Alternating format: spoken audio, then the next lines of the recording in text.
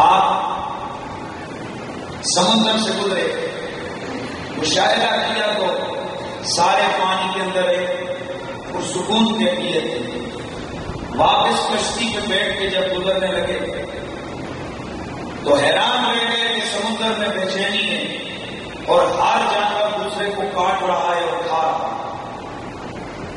آپ حیران ہو گئے، بارگاہ رب العزت میں متوجہ ہوئے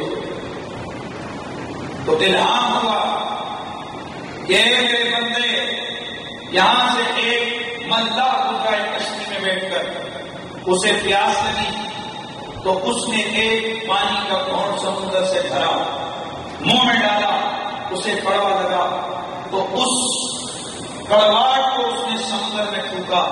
وہ ملدہ بے نمازی تھا، اس کے اس منہ کے گرنے والے پانی کی نحوست کی وجہ سے اس وقت پورے سمندر کی ان مچھلیوں اور ان باقی جانوروں میں یہ نحوست اور یہ بے چینی اور یہ ایک دوسرے کو کاٹنے کا سلسلہ شروع ہو گیا۔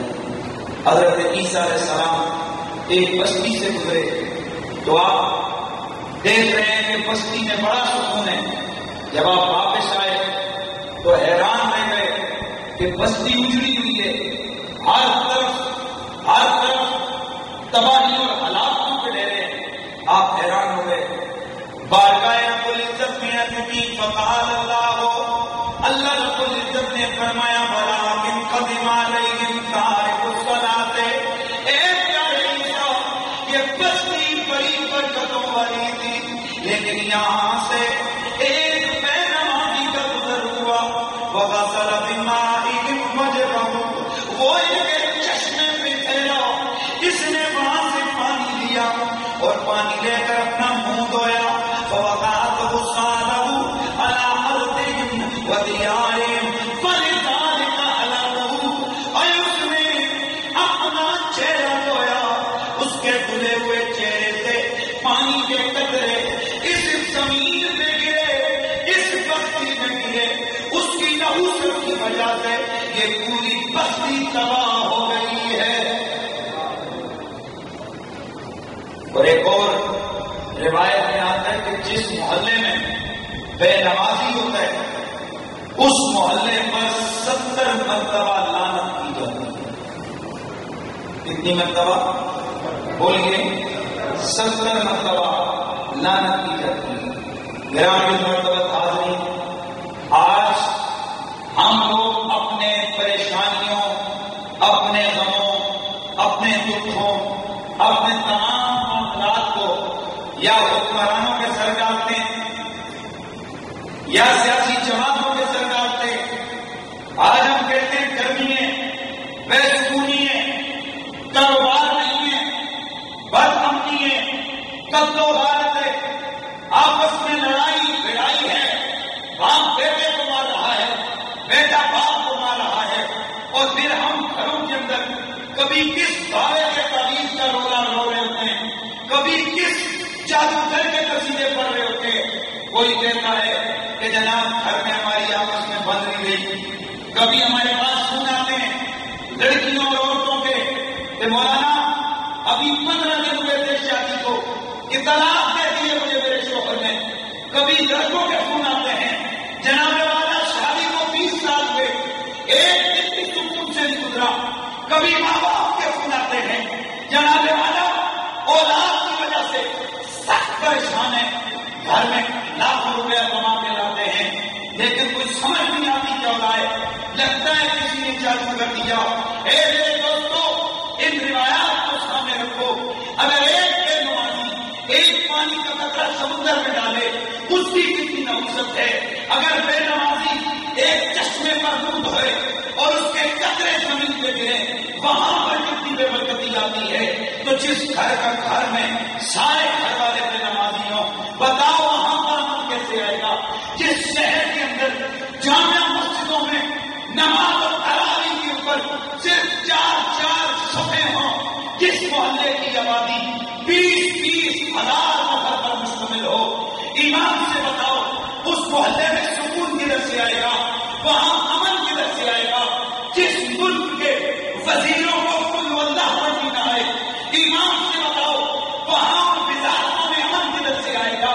جس ملک کے حکمرانوں کو نماز کا سبق نہ آتا ہو، ایمان سے بتاؤ اس ملک میں سکون کدھر سے آئے گا؟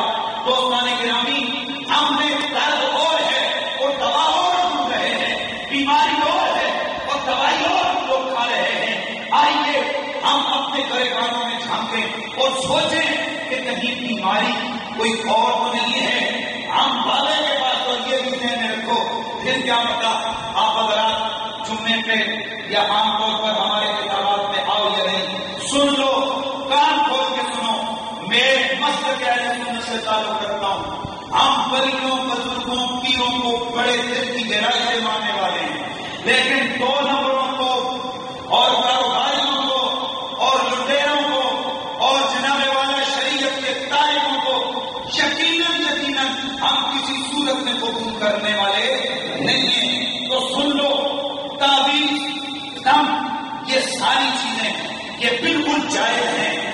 پیر کی بیعت کرنا یہ جائز ہے، پیر کو پیر ماننا یہ جائز ہے، لیکن پیر کیسا ہو؟ جس کی داڑھی ہو، پیر کیسا ہو؟ جس کا عقیدہ صحیح ہو، پیر کیسا ہو؟ جس کا سلسلہ حضور تک جاتا ہو، پیر کیسا ہو؟ جو شریعت کا عالم ہو، پیر کیسا ہو؟ جو شریعت کا پابند ہو۔ ایسے شخص کی بیعت کی جا سکتی ہے جو تارک الصلاۃ ہو، داڑھی منڈا ہو، شریعت کا پابند نہ ہو، علم اس کے پاس دین کا نہ ہو۔ ایک نہیں 20 بزرگوں، فقہا، صوفیاء، محدثین کے فتوے موجود ہیں۔ اگر ایسا نہیں ہے تو ایسے پیر کی بیعت کرنا حرام ہے۔ بولو، داڑھی منڈے پیر کی بیعت کرنا، بے نمازی پیر کی بیعت کرنا حرام ہے۔ جاہل پیر کی، جس کو قرآن اور حدیث کا علم نہ ہو، جاہل پیر کی بیعت کرنا حرام ہے۔ میرے دوستوں، یہ بھی بڑی پریشانیاں ہیں کہ جس وقت ڈوبتا کیا نہ کرتا، مرتا کیا نہ کرتا، ڈوبنے والا تنکے کو بھی سہارا سمجھتا ہے۔ ہم لوگوں نے اپنے غلط مالیوں کی وجہ سے آج ہمارے گھروں میں سود ہے، سود۔ ہم گھروں میں حرام کما کے لاتے ہیں،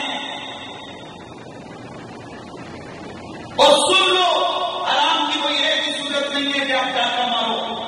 آپ کا اپنا پیسہ ہو، اپنا ساتھی، آپ دھوپ میں کھڑے ہو کر ریڑھی لگا رہے ہو، لیکن اس کے باوجود آپ کا پیسہ حرام ہو جائے گا۔ کب؟